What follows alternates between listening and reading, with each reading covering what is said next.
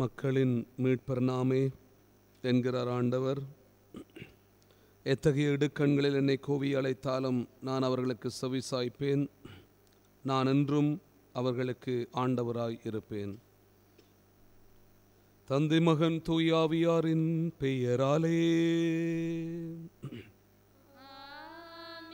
நம் ஆண்டவராகிய இயேசு கிறிஸ்துவின் அருளும் கடவுளின் அன்பும் தூயாவியாரின் நட்புறவும் உங்கள் அனைவரோடும் இருப்பதாக.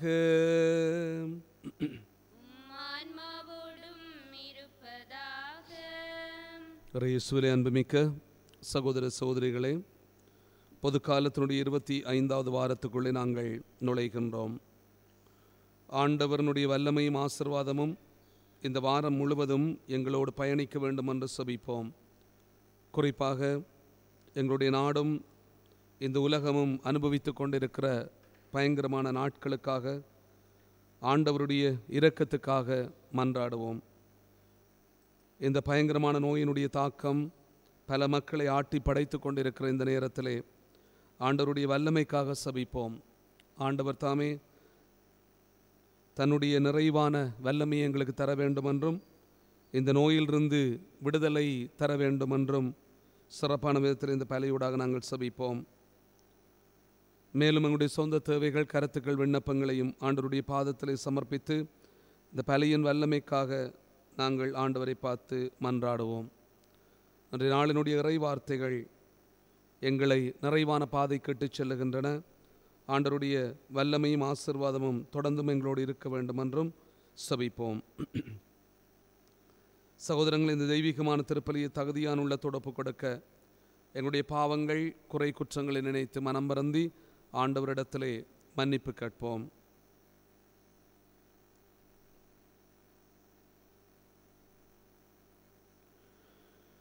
எல்லாம் வல்ல இறைவனிடமும் சகோதர சகோதரிகளை உங்களிடமும் நான் பாவி என்று ஏற்றுக்கொள்ளுகின்றேன். ஏனெனில் என் சிந்தனையாலும் சொல்லாலும் செயலாலும் கடமையில் தவறியதாலும் பாவங்கள் பல செய்தேன். என் பாவமே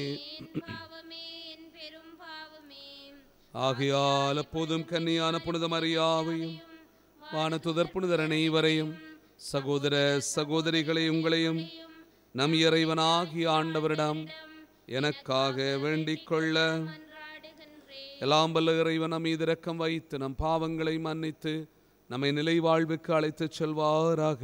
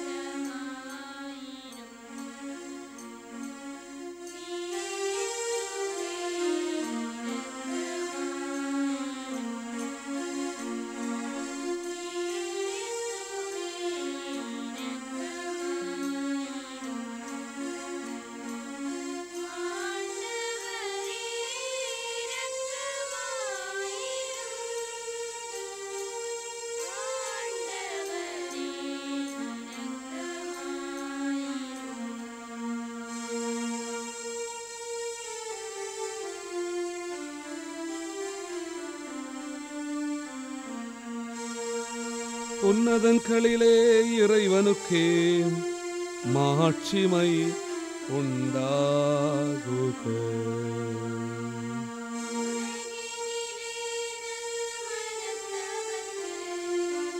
அமைதியும் உண்டாகுக. புகழ்கின்றோம் யாம் உம்மையே, வாழ்த்துகின்றோம் இறைவனே.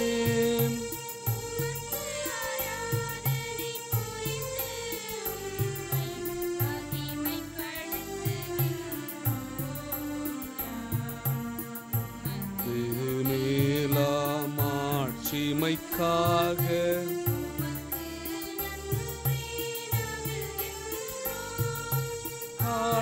ஆண்டவராமும் இறைவனே.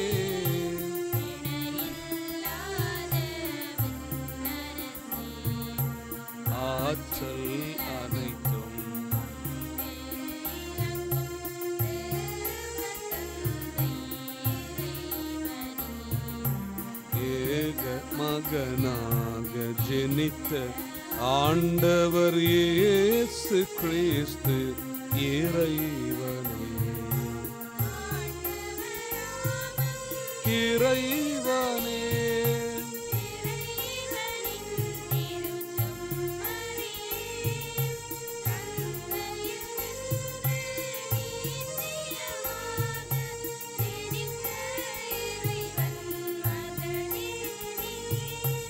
உலகின் பாவம் போக்குபவரே இறங்குவீர், போக்குபவரே ஏற்றருள்வீர், தந்தையின் வலத்தில் வீற்றிருப்பவரே இறங்குவீர், இயேசு கிறிஸ்துவே.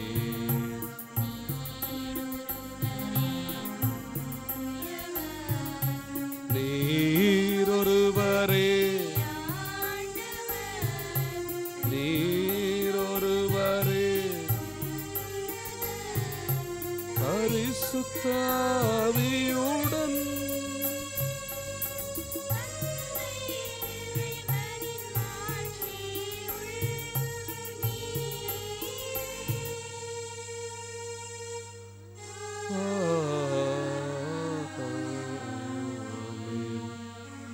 சபிப்போமாக. இறைவா, உம்மையும் பிறரையும் அன்பு செய்வதிலே திருச்சட்டத்தின் எல்லா கட்டளைகளும் அடங்கி இருக்க செய்தீரே.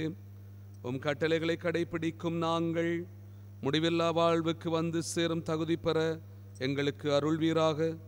உம்மோடு தூயாவியார் ஒன்றிப்பில் இறைவனா என்றென்றும் வாழ்ந்து ஆட்சி செய்கின்ற எங்கள் ஆண்டவரும் திருமகனுமாகிய இயேசு கிறிஸ்து வழியாக உம்மை மன்றாடுகின்றோம்.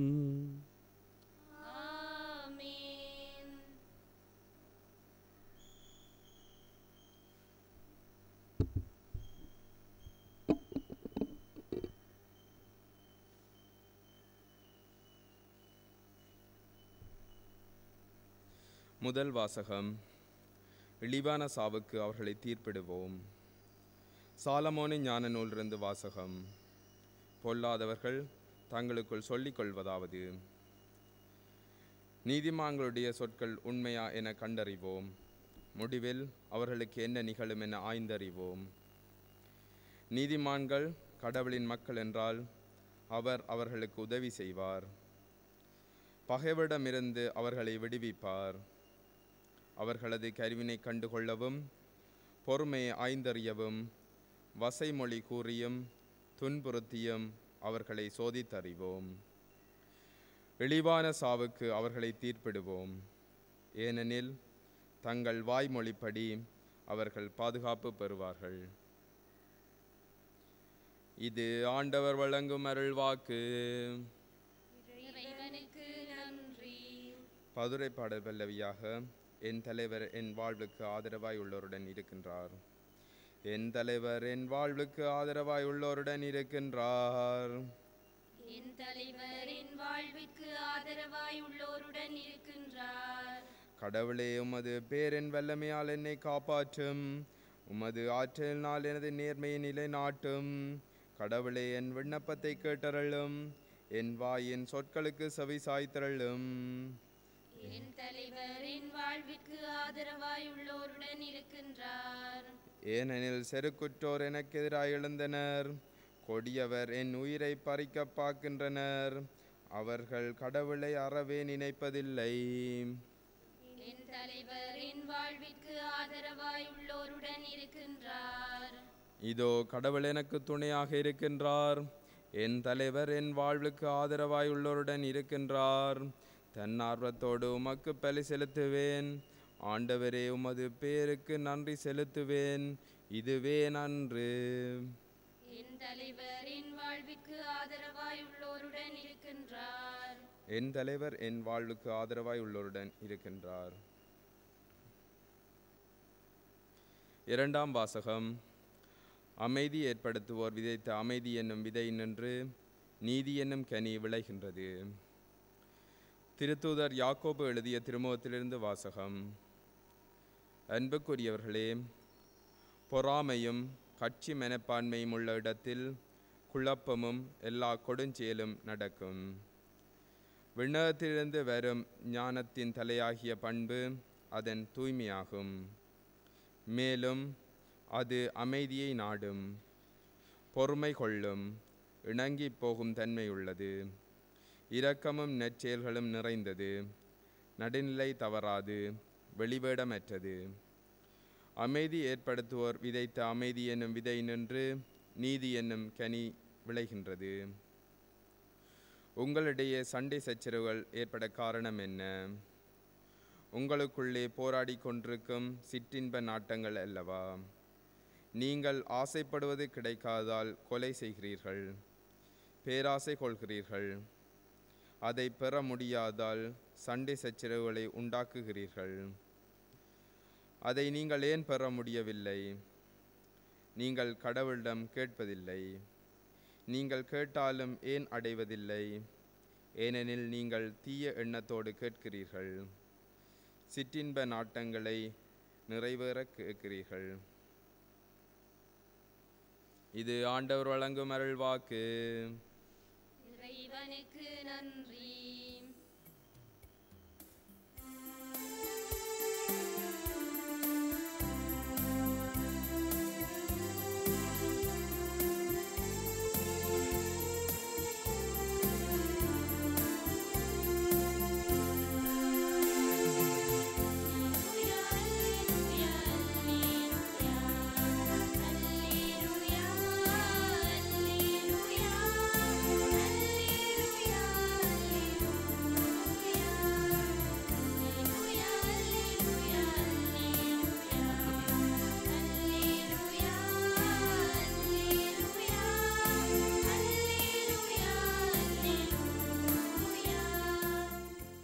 நம் ஆண்டவர் இயேசு கிறிஸ்துவின் மாட்சியை நீங்கள் அடையும் பொருட்டே நாங்கள் அறிவித்த நற்செய்தியின் வழியாக அவர் உங்களை அழைத்தார். அல்லேலூயா.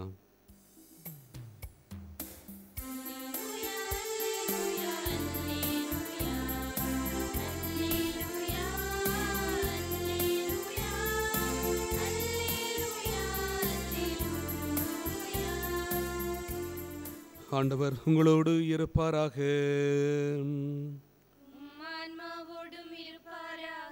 புனித மாட்களதிய பரிசுத்த நற்செய்தியில் இருந்து வாசகம். மாட்க நற்செய்தி அதிகாரம் 9 இறை வார்த்தைகள் 30 தொடக்கம் 37 வரை. அக்காலத்தில் இயேசுவும் அவருடைய சீடர்களும் புறப்பட்டு கலிலேயா வழியாக சென்றார்கள். அது யாருக்கும் தெரியக்கூடாது என்று இயேசு விரும்பினார். ஏனெனில் மானிட மகன் மக்களின் கையில் ஒப்புவிக்கப்பட இருக்கிறார். அவர்கள் அவரை கொலை செய்வார்கள்.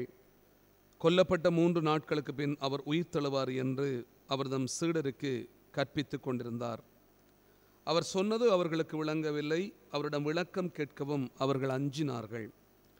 அவர்கள் கப்பர்நகூமுக்கு வந்தார்கள். அவர்கள் வீட்டில் இருந்த பொழுது இயேசு, வழியில் நீங்கள் எதை பற்றி வாதாடி கொண்டிருந்தீர்கள் என்று அவர்களிடம் கேட்டார்.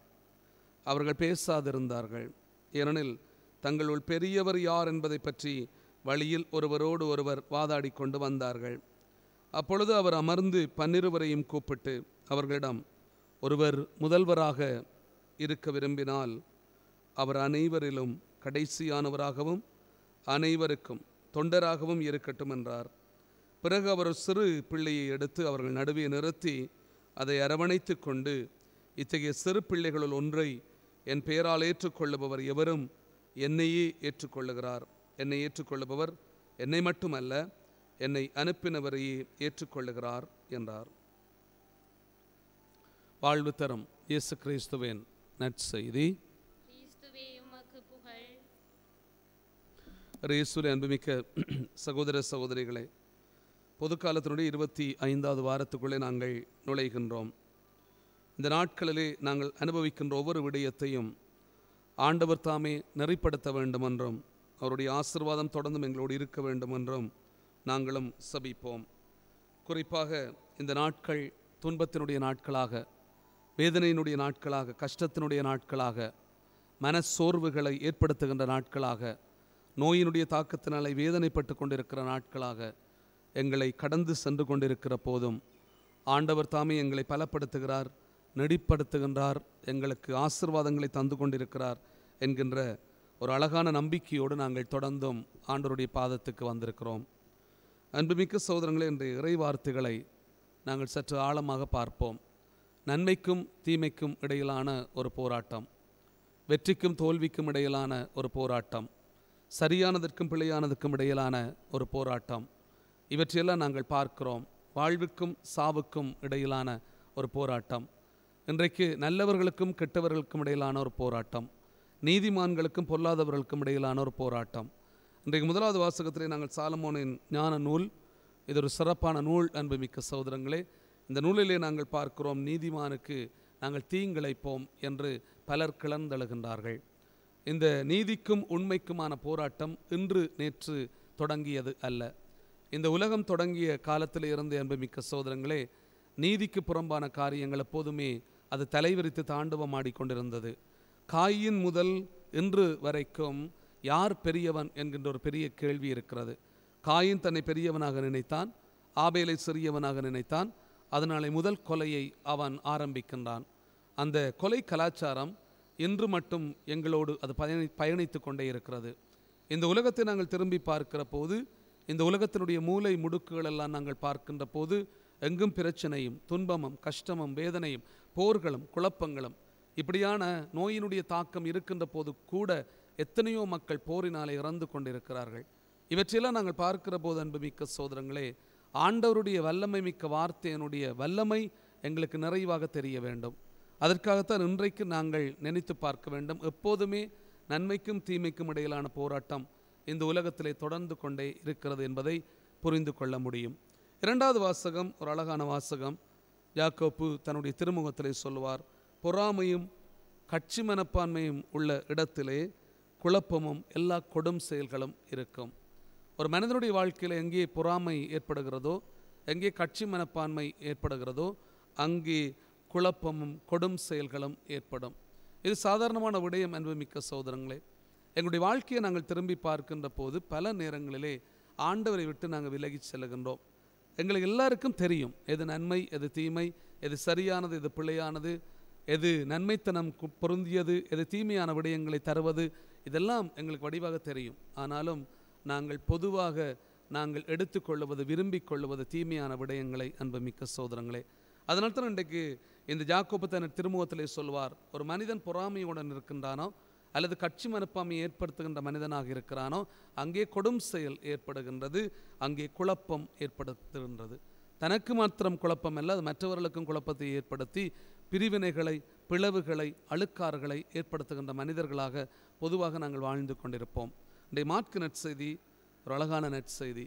ஆண்டவர் இயேசு இந்த மாற்கு நற்செய்தியினுடைய 9ஆம் அதிகாரம் அன்புமிக்க சகோதரங்களே, மாற்கு நற்செய்தி ஒரு அழகான நற்செய்தி. அது தெளிவான விஷயங்களை மிகவும் நறுக்கண்டு சொல்லக்கூடிய ஒரு நற்செய்தி. அதனால தான் நாங்கள் பார்க்க முடியும், மற்ற நற்செய்திகளுக்குள்ளே எல்லாம் மாற்கு நற்செய்தி மிகவும் சிறிய ஒரு நற்செய்தி, ஆனாலும் மிகவும் தெளிவான ஒரு நற்செய்தியாக இருக்கிறது. நற்செய்தி புத்தகங்களுக்குள்ளே ஒரு அடிப்படையிலே நாங்கள் பார்க்கின்ற ஒரு அழகான நற்செய்தியை கூட நாங்கள் பார்க்க முடியும்.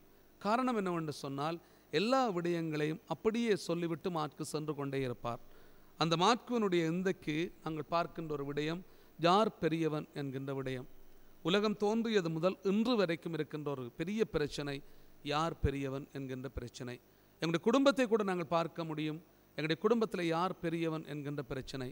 அப்பா பெரியவரா அல்லது அம்மா பெரியதா, அல்லது மூத்த பொடியன் பெரியவரா அல்லது மூத்த பிள்ளை பெரியதா, இப்படின்னு சொல்கிற ஒரு பெரிய பிரச்சனை அன்புமிக்க சோதங்களே அங்கே ஆரம்பிக்கின்றது. எங்கே அப்படின்னு சொல்லி சொன்னால், ஆதாமுக்கும் ஏவாளுக்கும் இந்த பாம்பு சொல்கின்ற விடயம், அதாவது சாத்தான் சொல்லுகின்ற விடயம், நீங்கள் கடவுளைப் போல் ஆகிவிடுவீர்கள், நீங்கள் கடவுளைப் போல இருப்பீர்கள், இதை நீங்கள் உண்டால் நன்மை தீமையை நீங்கள் பகுத்தறிகின்ற ஆற்றலை பெற்றுக்கொள்வீர்கள் அப்படின்னு சொல்லி சொன்னால் நீங்கள் கடவுள் போல இருப்பீர்கள் அப்படின்னு சொல்லி ஏற்கனவே அன்புமிக்க சகோதரங்களே தொடக்க நூலிலே நாங்கள் பார்க்கிறோம். அப்போ அங்கே தொடங்குகிறது யார் பெரியவன் என்கின்ற ஒரு பெரிய போட்டி. அதிலே மனிதன் வெற்றி கொள்வதாக நினைத்தான், ஆனால் மனிதன் பாவத்தினுடைய அடிமைத்தனத்திலே சிக்கி தவித்தான். அதான் அன்புமிக்க சோதரர்களை, இன்றைக்கும் நாங்கள் வாழ்ந்து கொண்டிருக்கிற இந்த உலக சூழ்நிலையிலே பாவத்தினுடைய அடிமைத்தனத்துக்குள்ளே நாங்கள் சிக்கி தவிப்பதற்கான ஒரே ஒரு காரணம் எங்களுக்குள்ளே எங்களுடைய உணர்வுகளுக்குள்ளே இருக்கின்ற யார் பெரியவன் என்கின்ற எண்ணம் மாத்திரம்தான். பதவியோடும் பட்டத்தோடும் பொருளோடும் செருக்கோடும் பணத்தோடும் வாழ்ந்து கொண்டிருக்கிற நாங்கள் பொதுவாக நினைப்பது கணக்கு பணம் உள்ளவர்கள், பெரிய செல்வங்களை உடையவர்கள், சொத்து பத்துக்களை உடையவர்கள், நாங்கள் எங்களையே நினைத்துக்கொள்வோம் நாங்கள்லாம் பெரியவர்கள் அப்படின்னு சொல்லி. அன்புமிக்க சோதரங்களே, ஆண்டவர் பார்வையிலே யார் பெரியவன் என்கின்ற ஒரு கேள்வி இருக்கிறது. யார் பெரியவன் அப்படின்னு சொல்லி சொன்னால், தன்னை தாழ்த்தி கொள்ளுகின்றவன் உயர்த்தப்படுவான். யோவான் நற்செய்தி 13ஆம் அதிகாரத்தில் நாங்கள் பார்க்கலாம், ஆண்டவர் இயேசு தன்னுடைய சீடர்களுடைய பாதங்களை கழுவுவார். அதுதான் இந்த தாழ்ச்சியினுடைய உச்சம் அப்படின்னு சொல்லலாம். தன்னுடைய சீடர்களுடைய பாதங்களை கழுவுகின்ற போது சொல்வார், என்னை நீங்கள் போதகர் என்று சொல்லுகிறீர்கள், என்னை நீங்கள் ஆண்டவர் என்று சொல்லுகிறீர்கள். ஆண்டவர் தெளிவாக சொல்வார், போதகரும் ஆண்டவரும் என்று நீங்கள் என்னை சொல்லுகிறீர்கள், நீங்கள் சொல்கிறது உண்மை, நான் போதகர் தான், நான் ஆண்டவர் தான். ஆகவே போதகரும் ஆண்டவரும் ஆகிய நான் உங்கள் பாதங்களை கழுவினேன் அப்படின்னு சொன்னால் நீங்கள் என்ன செய்ய வேண்டும் என்று ஆண்டவர் ஒரு பெரிய விடயத்தை அவர்களுக்கு சொல்லுவார். இன்றைய பாருங்க, இந்த மாற்கு நற்செய்தியிலே யார் பெரியவன் என்கின்ற ஒரு பெரிய பிரச்சனை இருந்தது. ஆண்டவர் இயேசுனுடைய வாழ்க்கை அவர்களுக்கு வடிவாக தெரிந்திருந்தது. அதற்குள்ளே இறை அரசு, இறை ஆட்சி என்கின்ற ஒரு பெரிய பிரச்சனையும் அவர்களுக்குள்ளே இருந்தது. அந்த இறையாட்சியை ஆண்டவர் அமைக்கின்ற போது யார் அங்கே பெரியவராக இருக்க முடியும் என்கின்ற ஒரு விடயம்தான் இங்கே இவர்கள் ஆராயப்பட்ட ஒரு விடயம். ஏனென்று சொன்னால், நாங்கள் ஏற்கனவே அறிந்திருக்கிறோம், ஆண்டவர் இயேசுவிடத்திலே செபதேயுவினுடைய மனைவி வந்து சொல்வாள், நீ இறையாட்சியில் இருக்கிற போது ஆண்டவரே, என்னுடைய மக்களுள் ஒருவர் வலப்புறமும் மற்றவர் இடப்புறமும் இருக்க வேண்டும் என்று கேட்பார். அதுக்கு ஆண்டவர் சொல்லுவார், நான் இதையெல்லாம் தீர்மானிக்கிறது அல்ல, என் தந்தையாகிய கடவுள் அதை யாருக்கு ஏற்பாடு செய்திருக்கிறாரோ அவர்களுக்கே உரியது அப்படின்னு சொல்லப்படுகிறது. எல்லாரும் தங்களை பெரியவர் என்று நினைத்திருப்பார்கள். இதுதான் அன்புமிக்க சோதரங்களை இந்த உலகத்தில் இருக்கிற பெரிய ஒரு பிரச்சனை. ராயப்பர் நினைத்திருப்பார், தான் தானே எல்லாரும் பார்க்க மூத்தவனாக இருந்தவன், ஆகவே நான் தான் அங்கே பெரியவனாக இருக்க முடியும். ஜூதாசு நினைத்திருப்பான், என்னிடம் தான் பணம் இருக்கிறது, அதனாலே நான் தான் இங்கே பெரியவனாக இருக்க முடியும் அப்படின்னு சொல்லி. தீவிரவாதியாக இருந்த சீமோன் நினைத்திருப்பான், நான் பெரிய சண்டைக்காரன், ஆகவே நான் தான் இங்கே பெரியவனாக இருக்க முடியும். அல்லது மத்தேயு நினைத்திருப்பான், நான் எத்தனை மக்களிடத்திலே வரி வசூலிக்கின்றேன் நான் தெரியுமா, அப்போ நான் தான் இங்கே பெரியவனாக இருக்க முடியும். அப்போ தோமா நினைத்திருப்பான், நான் தான் ஆண்டவரிடத்திலே அடிக்கடி கேள்வி கேட்கிறேன், நான் இந்த பெரியவரிடத்திலே நான் கேள்வி கேட்கிறேன் நான் அப்படின்னு சொன்னால் நான் தான் இங்கே பெரியவனாக இருக்க முடியும். இப்படி ஒவ்வொரு அப்போஸ்தலரும் ஒவ்வொரு திருத்தூதரும் அன்புமிக்க சோதரங்களே தங்களை தாங்களே பெரியவர்களாக நினைத்து கொண்டார்கள். ஆனால் ஆண்டவர் இயேசுனுடைய பார்வையிலே இந்த பெரியவன் என்கின்ற தன்மை அது தன்னை தாழ்த்துகின்ற போதுதான் அந்த ராயப்பர் நினைச்ச பெரியவனும் சின்னப்பர் நினைச்ச பெரியவனும் 2000 ஆண்டுகளை கடந்து வந்திருக்கிற திருச்சபையிலே ராயப்பரை தலக்குத்தனமாக கட்டி அவர்களை கொலை செய்து கொண்டிருந்த போதுதான் ராயப்பருக்கு விளங்கியது பெரியவன் என்று சொன்னா என்ன அப்படின்னு சொல்லி. அல்லது தமஸ்கு சாலையிலே சென்று கொண்டிருந்த போது திருத்தூதர் பணி 9ஆம் அதிகாரத்திலே நான் தான் பெரியவன் என்று சென்று கொண்டிருந்த சின்னப்பரை ஆண்டவர் தடுத்தாட்கொள்ளுகின்ற போதும், அல்லது சின்னப்பர் ரோமையிலே தலை வெட்டப்பட்டு கொல்லப்பட்ட அந்த நேரத்திலே தான் சின்னப்பருக்கு தெரிஞ்சிருக்கும் யார் பெரியவன் அப்படின்னு சொல்லி. அன்புமிக்க சகோதரங்களே, கிறிஸ்தவத்தினுடைய மேன்மைக்குள்ளே நாங்கள் எதை பார்க்கின்றோம்? 1569ஆம் ஆண்டிலே அரபு நாட்டிலே ஒரு பெரிய நிகழ்ச்சி நடைபெற்றது. புனித ஜெரோனிமா அப்படின்னு சொல்லப்படுகிற ஒரு புனிதர். அந்த புனிதருடைய பற்றிய வாழ்க்கை வரலாறு இப்போதும் அவருடைய அந்த இடம் அங்கே இருக்கிறது. அதுக்கு ஒரு காரணம் இருக்கிறது. அவர் இயேசுவை மறுதலிக்குமாறு கேட்டார்கள், ஆனால் அவர் மறுதலிக்கவில்லை. அல்லது உன்னை கொலை செய்து விடுவோம் அப்படின்னு சொன்னார்கள். அவர் சொன்னார், நீங்கள் கொலை செய்யலாம், ஆனால் 3 நாட்களுக்கு பின் நான் உயிர் தழுவின் ஆண்டவரை போல. அவர் சொல்லுகின்ற வார்த்தைகள் அன்புமிக்க சோதனை மிகவும் தெளிவான வார்த்தைகளாக இருந்தது. ஏன் இந்த புனிதரை பற்றி சொல்லுகிறேன் அப்படின்னு சொன்னால், மற்ற புனிதர்கள் போல் இல்லாமல் இவருக்கு ஒரு வித்தியாசமான மரண தண்டனை கொடுக்கப்பட்டது. எப்படிப்பட்ட மரண தண்டனை அப்படின்னு சொன்னால், இறுதி கணத்திலே கூட அவரை இழுத்து வந்த போது அவர்கள் கேட்டார்கள், நீ இயேசுவை மறுதலிக்க வேண்டும். நான் இயேசுவை மறுதலிக்க மாட்டேன் அப்படின்னு சொன்னார். நீ மறுதலிக்காவிட்டால் நாங்கள் உன்னை கொலை செய்வோம், நீங்கள் கொலை செய்தாலும் நான் ஆண்டவரை போல உயிர் தழுவேன் அப்படின்னு சொல்லுவார். எனது ஆண்டவர் பாடுபட்டு நொந்து சிலுவையிலே அறையப்பட்டு உயிர் விட்ட ஆண்டவர், ஆனால் 3ஆம் நாளிலே மகிமையுடன் உயிர் தழுந்த ஆண்டவர் என்பதை இந்த ஜெரோனிமா அப்படின்னு சொல்லப்படுகிற இந்த புனிதர் பறைசாற்றி கொண்டே இருந்தார். அவர் இழுத்து சென்றார்கள் அன்புமிக்க சகோதரங்களே. அவரை அப்படியே வைத்து விட்டு அவருக்கு மேலே கட்டடங்களை கட்டத் தொடங்கினார்கள். கற்களை வைத்தார்கள், கட்டினார்கள். அவரை உயிரோடு அன்புமிக்க சகோதரங்களே சமாதி ஆக்கினார்கள். அவரை கடைசி கல் வைக்கிற நேரத்திலே கூட அவர்கள் கேட்டார்களாம், இந்த கணத்திலே கூட உன்னை நாங்கள் காப்பாற்ற முடியும், இப்போது கூட நீ இயேசுவை மறுதலிக்கிறாயா அப்படின்னு சொல்லி கேட்டபோது அவர் சொல்லுவாராம், என்னுடைய ஆண்டவர் எனக்கு அருகிலே இருக்கிறார், என்னுடைய ஆண்டவரோடு நான் இறக்க தயாராக இருக்கிறேன், அதே ஆண்டவரோடு நான் உயிர்க்கவும் தயாராக இருக்கிறேன். நான் ஆண்டவருக்குள்ளே சாகின்ற போது ஆண்டவருக்குள்ளே வெற்றி வீரனாக நான் உயிர் தழுகின்ற ஒரு மகனாக இருப்பேன் அப்படின்னு சொல்லி சொல்லுவாராம். இறுதி கல்லும் வைக்கப்பட்டது அன்பு மிக்க சகோதரங்களே. உயிரோடு அவன் கல்லறையிலே அவன் அப்படியே சமாதி ஆக்கப்பட்டான் என்பதை நாங்கள் பார்க்க முடியும். இன்றைக்கும் அந்த அரபு நாட்டிலே அந்த கல்லறை இருக்கிறது.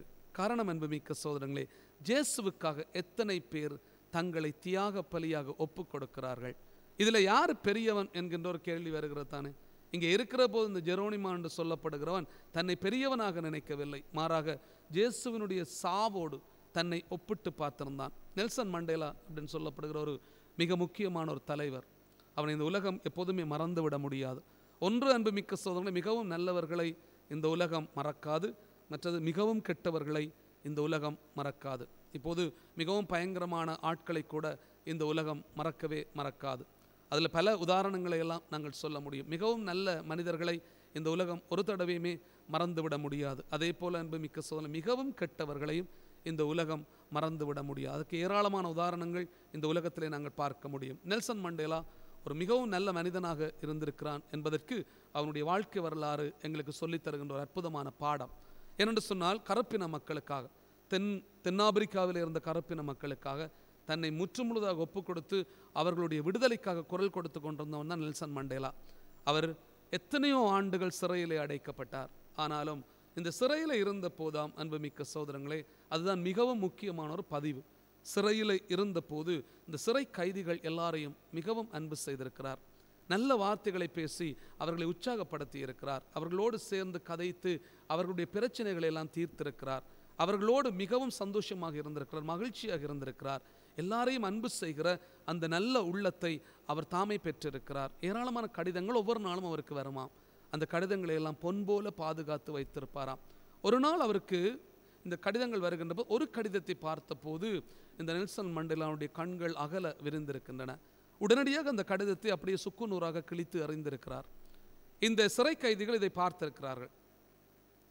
வழக்கமாக இந்த கடிதங்கள் வருகிற போது நீர் எடுத்து அதை பார்த்து சந்தோஷப்பட்டு அந்த கடிதங்களை வைத்துக் கொள்ளுவீரே, ஏன் இந்த கடிதத்தை மாத்திரம் நீர் இப்படியே சுக்குநூறாக கிழித்து அறிந்திருக்கிறீரே அப்படின்னு சொல்லி அவரிடத்திலே கேட்டார்களாம். அப்போது நெல்சன் மண்டேலா சொன்னாராம், இது என்னுடைய ஒரு உயிர் தோழன் எழுதிய கடிதம்.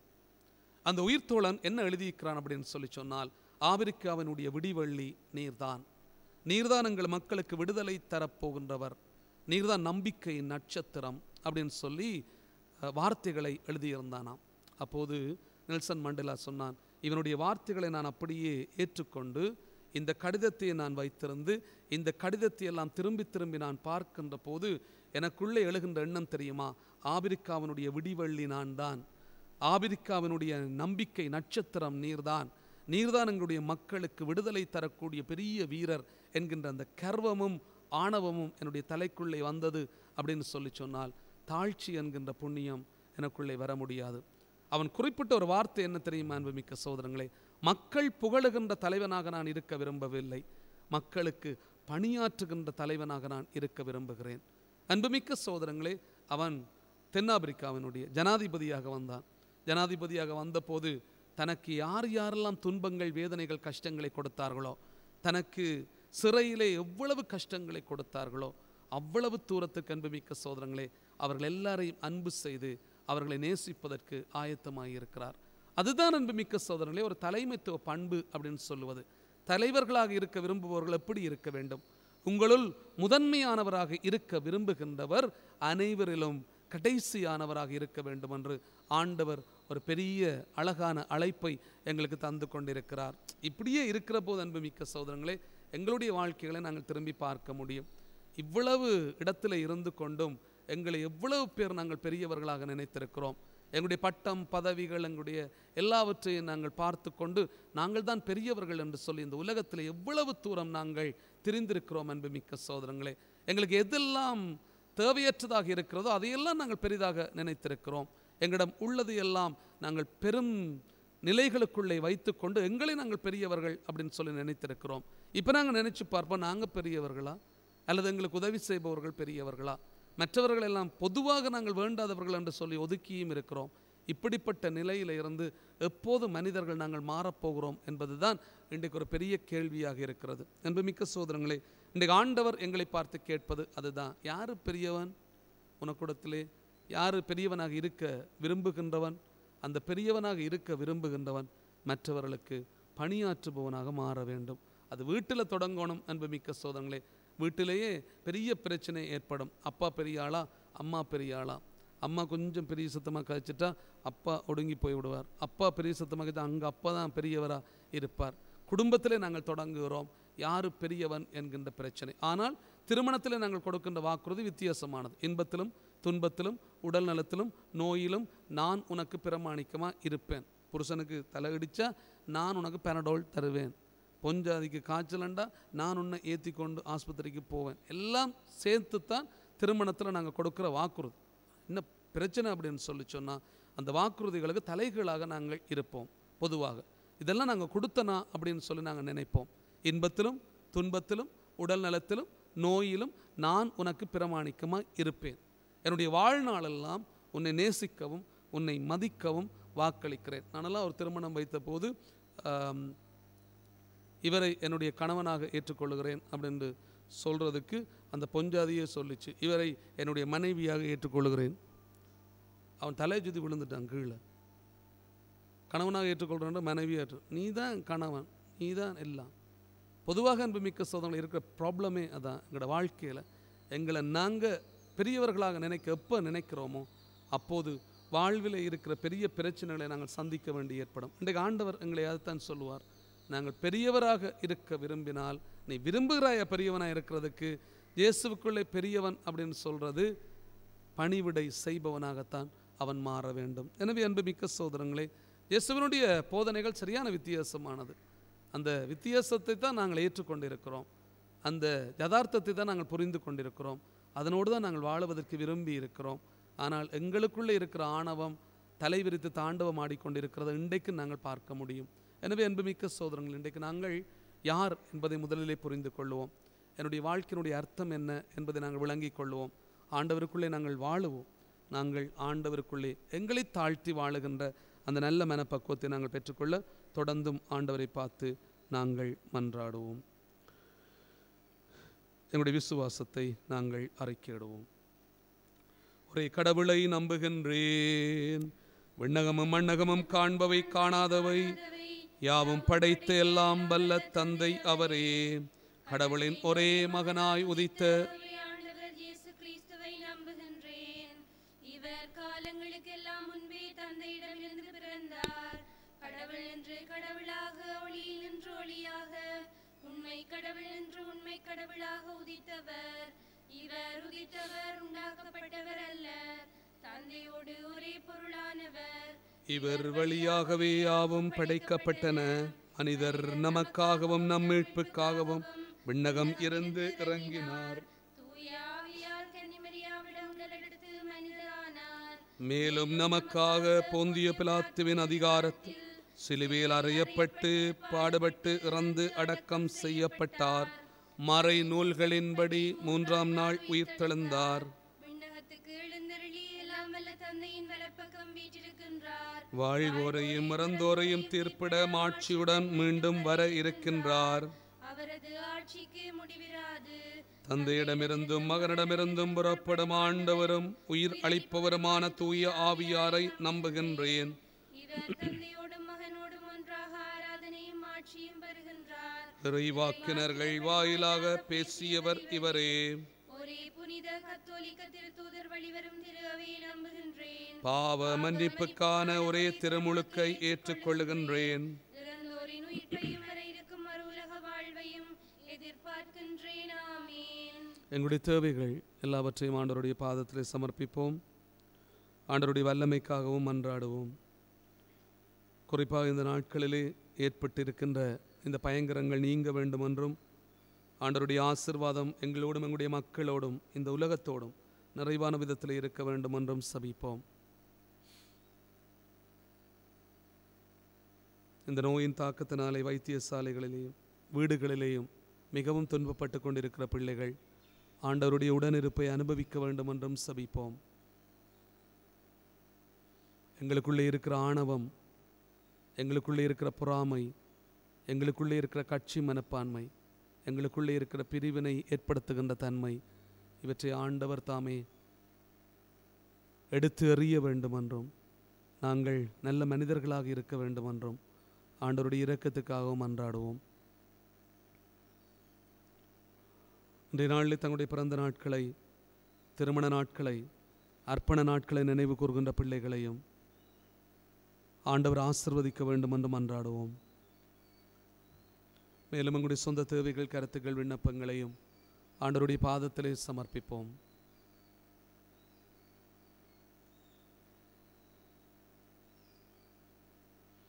இரக்கத்தினூற்றாய் ஆண்டவரே, பிள்ளைகளுக்குரிய பாச உணர்வோடும் தியாக உள்ளத்தோடும் உம்மிடம் சமர்ப்பித்திருக்கிற எங்கள் வேண்டுதல்கள் அனைத்திற்கும் கனிவாய் சவிசாய் தரலாம்.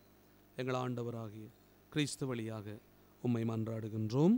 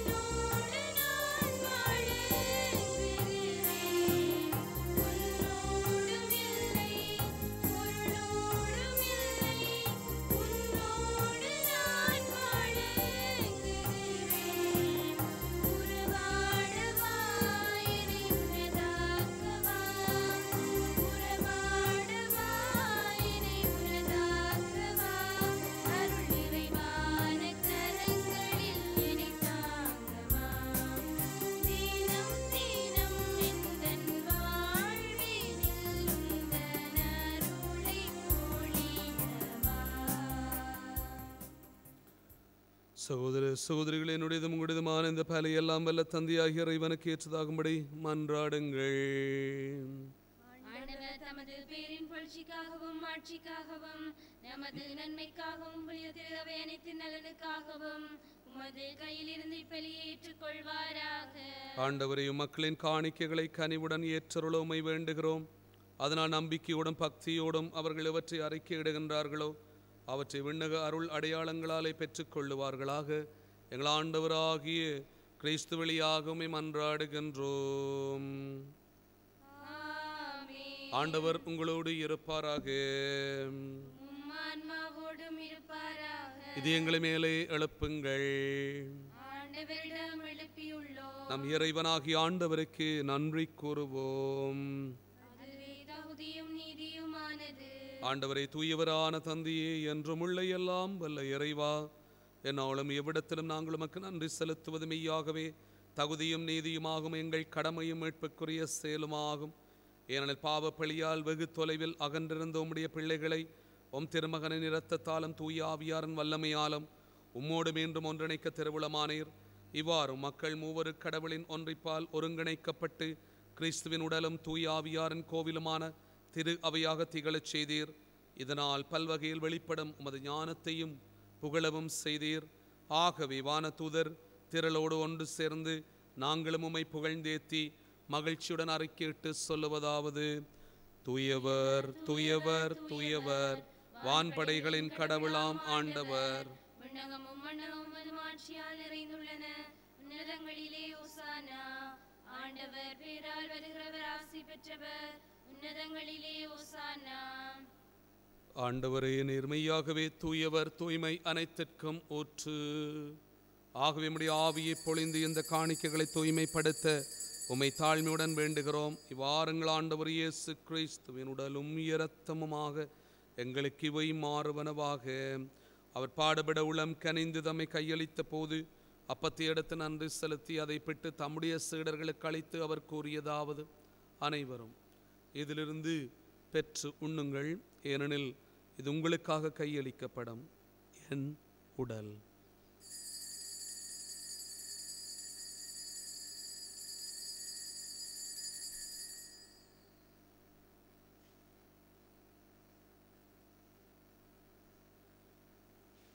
வண்ணமே இரவு விருந்து அருந்திய பின் கிண்ணத்தையும் எடுத்து மீண்டும் உமக்கு நன்றி கூறி தம்முடைய சீடர்களுக்கு அளித்து அவர் கூறியதாவது: அனைவரும் இதிலிருந்து பெற்று பாருங்கள், ஏனெனில் இது புதிய நிலையான உடன்படிக்கைக்குரிய என் இரத்தத்தின் கிண்ணம்.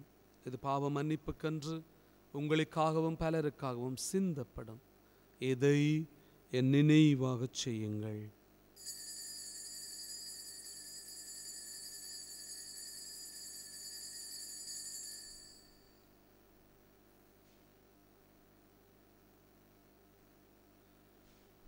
நம்பிக்கையின் மறைபொருள். ஆண்டவரே, நீர் வருமளவும் உமது இறப்பினை அறிக்கையிடுகின்றோம், உமது உயிர்ப்பினையும் எடுத்துரைக்கின்றோம். ஆகவே ஆண்டவரே, நாங்கள் கிறிஸ்துவின் இறப்பினையும் உயிர்ப்பினையும் நினைவு கூர்ந்து வாழ்வு தரும் அப்பத்தையும் மீட்பளிக்கும் கிண்ணத்தையும் ஒப்புக் கொடுக்கிறோம். உம் திருமுன்னின்று ஊழியம் புரிய தகுந்தவர்கள் எங்களை ஏற்றுக்கொண்டே எனவே உமக்கு நன்றி செலுத்துகிறோம். மேலும் கிறிஸ்துவின் உடலிலும் இரத்தத்திலும் பங்கு கொள்ளும் எங்களை தூயாவியார் ஒன்று சேர்க்க வேண்டும் என தாழ்மையுடன் மன்றாடுகிறோம். ஆண்டவரே, உலகெங்கும் பரவி இருக்கும் அது திரு அவையை நினைவு கூர்ந்தருளும்.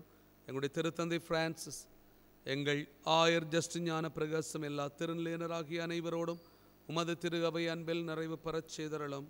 மேலும் உயிர்த்தலும் எதிர்நோக்குடன் துயில் கொள்ளும் எங்களுடைய சகோதர சகோதரிகளையும் பிறந்தோர் அனைவரையும் இரக்கத்துடன் நினைவு கூர்ந்து உமது திருமுகொழிக்குள்ளே ஏற்றுக்கொள்ளும் எங்கள் அனைவர் மீதும் இரக்கமாயிரும். கடவுளின் கன்னித்தாயான புனித மரியா, அவருடைய கணவரான புனித யோசேப்பு, புனித திருத்தூதர்கள், எங்கள் அன்பான பாதுகாவலர் புனித யோசவாஸ் முனிந்தரன், மேலும் இவ்வுலகிலே மொக்கொந்தவராயிருந்தவராகிய புனிதர் அனைவருடனும் நாங்கள் நிலை வாழ்விலை பங்கு கொள்ளும் தகுதி பெற்று உம் திருமகன் இயேசு கிறிஸ்து வழியாக உம்மை புகழ்ந்தேத்தும் வரம் அருள உம்மை மன்றாடுகிறோம். இவர் வழியாக இவரோடு இவரில் எல்லாம் வல்ல இறைவனாகிய தந்தையே, தூயாவியாரின் ஒன்றைப்பில் எல்லா புகழும் ஆட்சியும் என்றென்றும் உமக்கே உரியதே.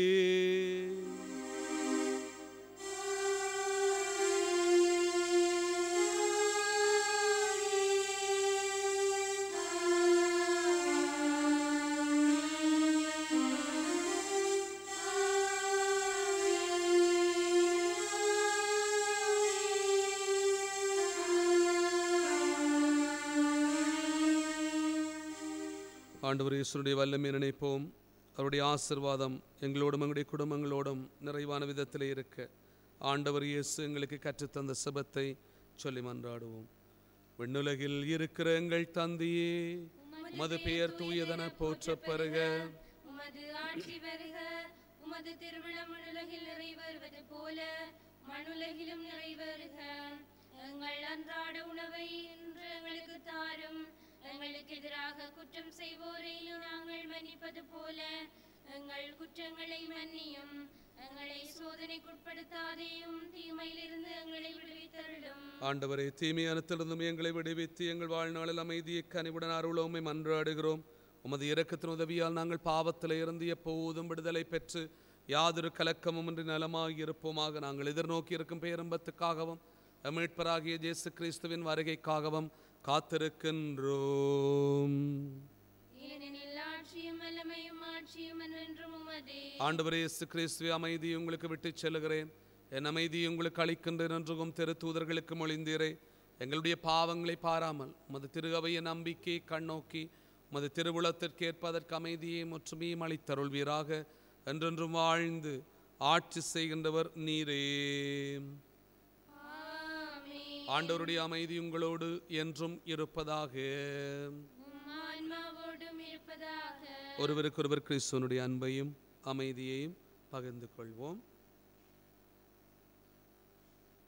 உலகின் பாவங்களை போக்கும் இறைவனின் செம்மறியே, எங்கள் மேல் இரக்கமாயிரும். உலகின் பாவங்களை போக்கும் இறைவனின் செம்மறியே, எங்கள் மேல் இரக்கமாயிரும். உலகின் பாவங்களை போக்கும் இறைவனின் செம்மறியே, எங்களுக்கு அமைதியை அளித்தருளும்.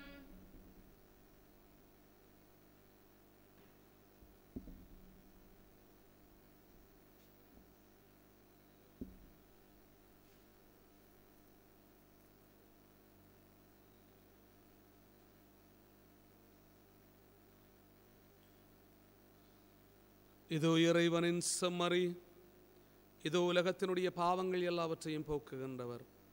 இந்த திருச்செம்மறியின் விருந்துக்கு அழைக்க பெற்றோர் பேறு பெற்றோர். ஆண்டவரே, நீர் என் இல்லத்தில் எழுந்தருள நான் தகுதியற்றவள்.